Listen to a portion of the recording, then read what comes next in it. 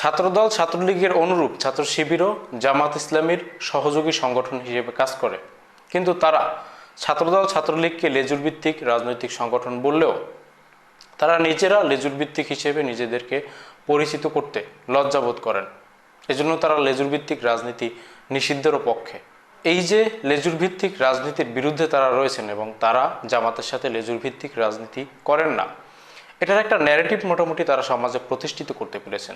ছাত্র শিবিরের ইতিপূর্বে সমস্ত নেতারা ৭১ প্রশ্নে জামাতের উপরে ছেড়ে দিয়েছেন। তারা তাদের অস্তিত্বকে তখন অস্বীকার করেছেন যে জামাতের যে অবস্থান ছিল স্বাধীনতার যুদ্ধে, সেখানে ছাত্র শিবিরের জন্মই হয়নি। যেই প্রজন্ম ছাত্র শিবিরের রাজনীতি শুরু করেছে তারা কেউ ৭১ জামাতের সাথে সম্পৃক্ত ছিল না।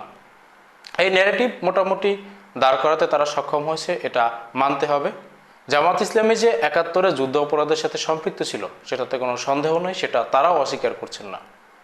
জামাত ইসলামের বর্তমান আমির এই বর্তমান যে আমরা একটা নতুন বিজয় অর্জন করেছি, এরপরে বিভিন্ন সাক্ষাৎকারে বলেছেন যে তখনকার প্রেক্ষাপটে হয়তো সেটা ওরকম ছিল বা সেটার দরকার ছিল, এভাবে বলে এড়িয়ে যেতে চাচ্ছেন। আবার গোলাম আজম যে বায়তুল মুকাররমের সামনে বসে ৭১ ভূমিকার জন্য ক্ষমা চাইছেন, সেটাও তিনি বলছেন। তার মানে জামাত ৭১ ভুল করেছে, সেটার জন্যই ক্ষমা চেয়েছে। কিন্তু আনুষ্ঠানিক যেই ক্ষমা আমরা জামাতের পক্ষ থেকে আশা করছি, সেই ধরনের ক্ষমা তারা কখনোই চাননি। যাই হোক, এই পর্যন্ত ঠিক ছিল। ছাত্র শিবিরকে আমরা একটা আলাদা প্ল্যাটফর্মে দেখতে এতদিন পর্যন্ত অভ্যস্ত ছিলাম, যেহেতু ছাত্র শিবির ৭১ জামাতের ভূমিকাকে নিজেদের সাথে কখনোই সম্পৃক্ত করেনি, জামাতকে আলাদা করে রেখেছে। ছাত্র শিবির থেকে বেরিয়ে এসে কেউ যদি জামাতের রাজনীতি করে সেটা আলাদা বিষয়, বা অধিকাংশ ক্ষেত্রে ছাত্র শিবির থেকে বেরিয়ে এসে জামাতের রাজনীতি করে, তখন জামাত সম্পর্কে কি মন্তব্য করবে না করবে সেটা তখনকার নেতৃবৃন্দরা, অর্থাৎ জামাতে যুক্ত হওয়ার পরে নেতৃবৃন্দরা ডিসাইড করে। কিন্তু শিবিরে থাকা অবস্থায় ৭১ নিয়ে কখনোই শিবিরের কোনো নেতৃবৃন্দ ইতিপূর্বে কোনো মন্তব্য করেনি। কিন্তু হঠাৎ আতকে ওঠার মতো একটা মন্তব্য করেছে ডাবে শিবিরের সভাপতি এস এম ফরহাদ। আমি ওনার মন্তব্যটা কোট আনকোট করে পড়ছি, তারপরে বাকি আলোচনায় আসবো।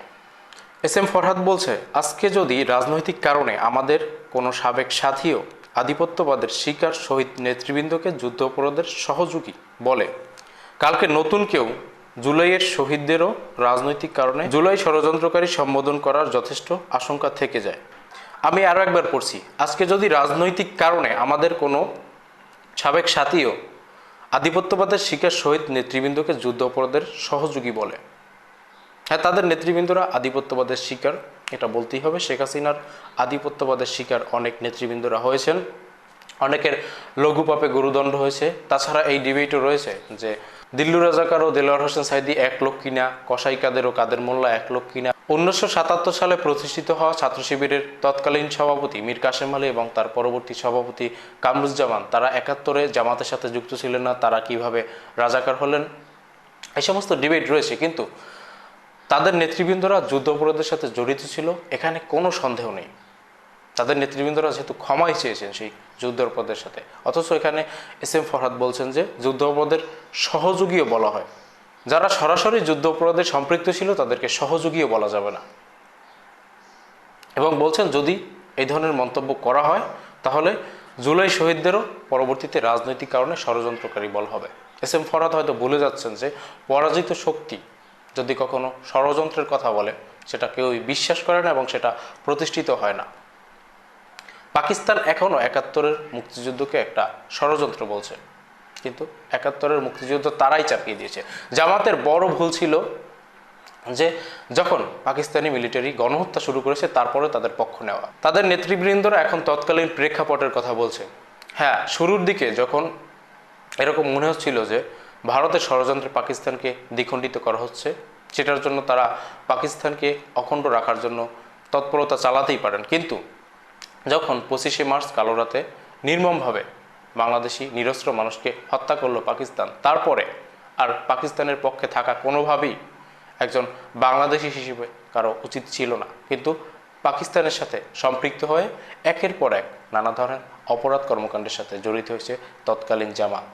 পাকিস্তানের পাশাপাশি তৎকালীন জামাতও পরাজিত শক্তি। সেই পরাজিত শক্তি যদি মুক্তিযুদ্ধকে ষড়যন্ত্র বলে, মুক্তিযোদ্ধাদেরকে, মুক্তিযুদ্ধের শহীদদেরকে ষড়যন্ত্রকারী বলে, সেটা কোনোভাবেই প্রতিষ্ঠিত হবে না। সেটা আজও হয়নি। আগামী 100-200 বছর পরেও যদি কেউ বলে, সেটা প্রতিষ্ঠিত হবে না। একইভাবে এই জুলাই অভ্যুত্থানে পরাজিত শক্তি শেখ হাসিনার আওয়ামী লীগ, তারা এই অভ্যুত্থানকে ষড়যন্ত্র বলছে। তারা যতই ষড়যন্ত্র বলুক, তারা পরাজিত শক্তি। তাদের যে মন্তব্য, সেটা কখনোই প্রতিষ্ঠিত হবে না।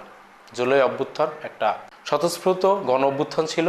এটা সারা পৃথিবীব্যাপী প্রতিষ্ঠিত হয়ে গেছে এবং এভাবেই প্রতিষ্ঠিত থাকবে।